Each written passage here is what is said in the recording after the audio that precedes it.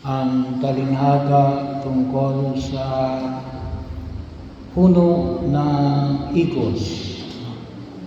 Sa Pilipinas may igos din tayo. Ang tawag nga sa dito ay, ano bang tawag ito? Nakalimutan ko.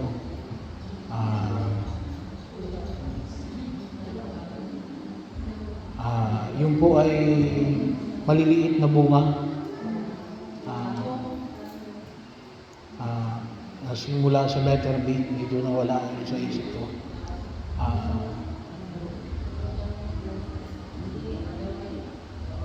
Ano po?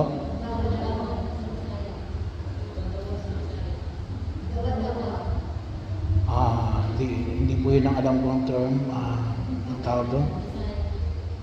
Hindi po lignay. Masyadong maliit yung lignay. Yung medyo malalaki yung puno, yung bunga. Hindi butuhat.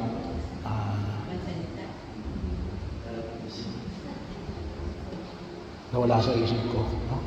Pinag-aralan ko na kahapon kung anong bagay yung ipuno ng igos. Well, anyway, so baka later on bumalik sa isip. So yun po ay ibig sabihin ay sinabi sa banal na kasulatan na palagi nakikita ni Jesus sa loob ng 3 taon. Yun po kasi kapag malaki na, kalimitan yung pagbubunga noon ay 3 taon. Ngayon, sabi nga rito, sabi ni Jesus, putulin na natin. Bakit? Nakasisikip lang. So, bahagi ho. Ngayon, anong sabi noong tagapag-alaga? Bigyan pa natin ng 1 taon. Ibig sabihin, para baka sakaling mamunga, magbago, at magkaroon ng bunga, hindi natin masasabing masamang puno, sapagkat namumunga. So, dito, mapalad tayo at malawak ang ating lupain. Pero kasi kapag sinabi natin ubasan, baka kasi yun ay makadagdag pa na pwede pang isa pang puno ng ubas.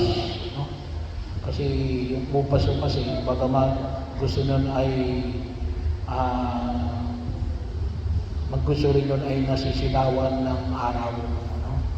Ay puno ito ng igos. Ito ay madahon.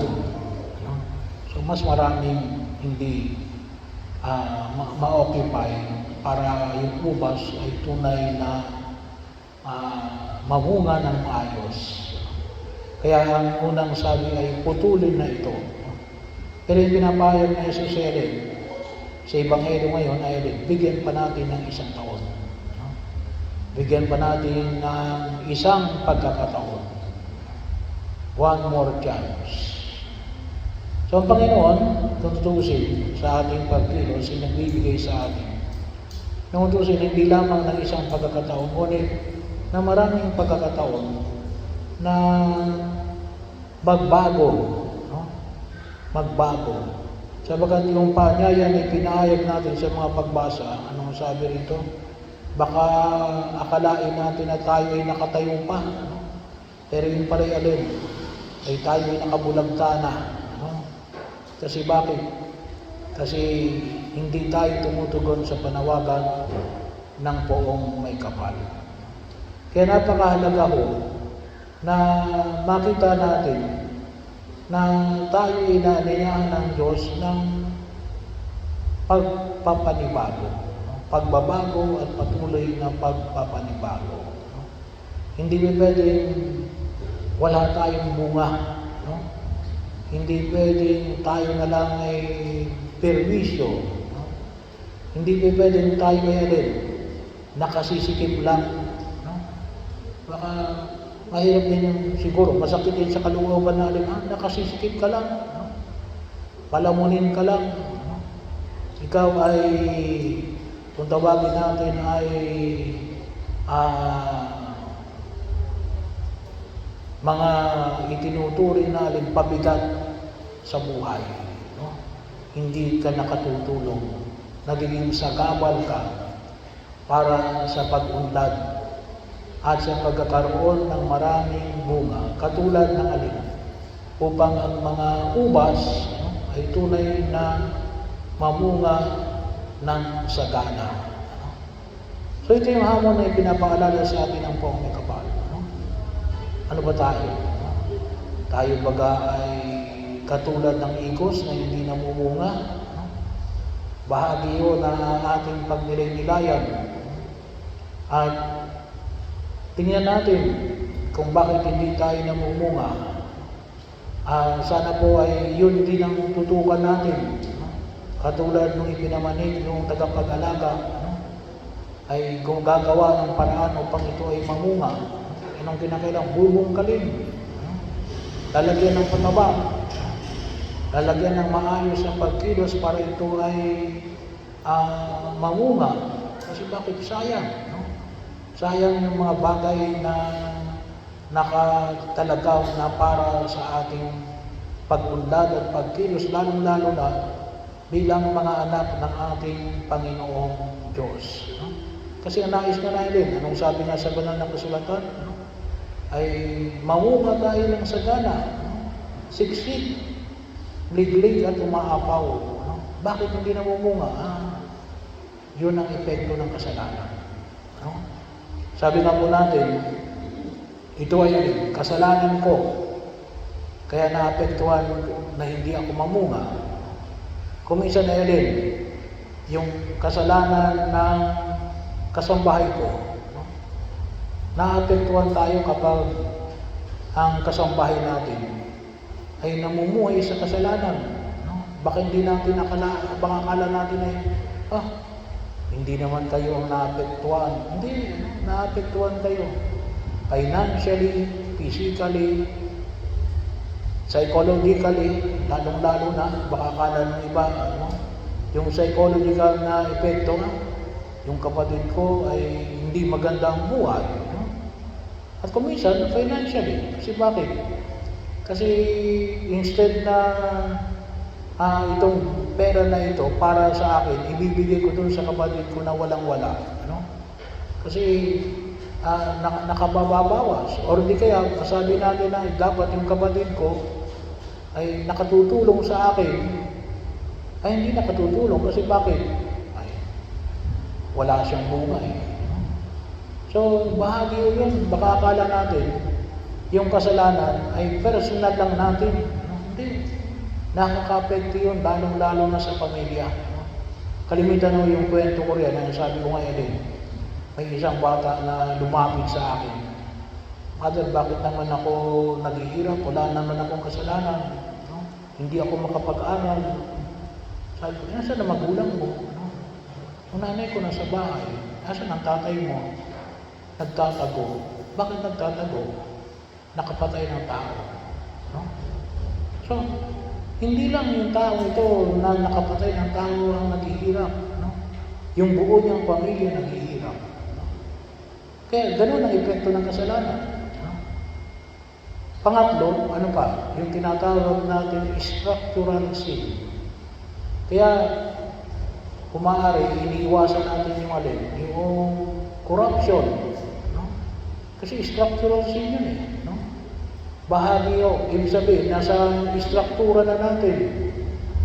Pagkakataon ang makita natin, bakit yung ngayon, nagtatanong natin, maraming mga katanungan, tulad yung alin, yung lately na yung bridge na bumagsak. No? Bumagsak yung bridge, halos 1 bilyong peso yung ginastos noon. Ay bumagsak. Bakit? Gawa noong isang truck na dumaan. Ano? So, kaya nga yung pangungurakot, no? Nakaka-apekto sa lipunang ginagalawan. No? Instead na may paggawa ng kalsada, wala doon sa kalsada, bakit? Ibinulsa. No? O kung tawagin natin yung mga programa ngayon ng gobyerno, no? Siyempre yun, si yung mayor ng Baguio, no? Ang pangalan ng mayor ng Baguio? Ang pangalan no? Si Magalong, no? Anong sabi niya? No? Yung daw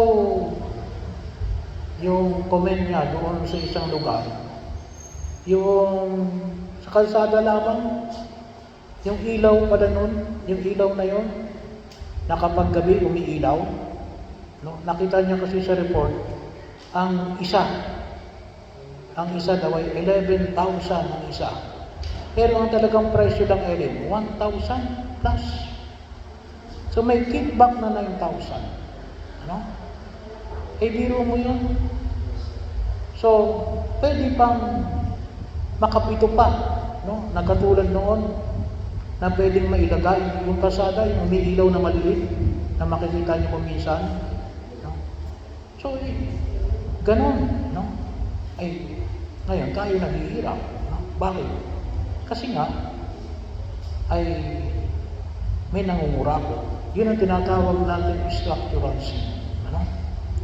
Kaya, idalangin natin sa harapan ng kung may kapal. No? Na, sabi nga, nakaka-apekto yung kasalanan. At isang epekto ng kasalanan na yun, kahirapan. Ano? Idulog natin sa harapan ng kung may kapal na tayo ay tunay na makaahon. Bakit? Kasi niligtas na tayo ni Jesus. No? Ay, bakit hindi natin mapakinabangan yung kaligtasang walang hanggan? Na kung tutusin itinanggap natin mula nung tayo bininyagan. Ano? Ay kasi nga, no? Ay niligtas tayo ng Diyos, pero hinaayaan natin na alin na huwag tayong mamunga. No? Anong kailangan? Gumawa tayo ng paraan na tayo ay mamunga. No? Kinakailangan natin magbungkal. No? Kinakailangan natin na lagyan ng pataba. No? Kinakailangan na iwasan natin yung anumang uri na magdudulot sa atin ng kasalanan. At magsumikap tayo na gumawa ng mga bagay na magdudulot sa atin bilang mga tunay na mga anak ng Diyos.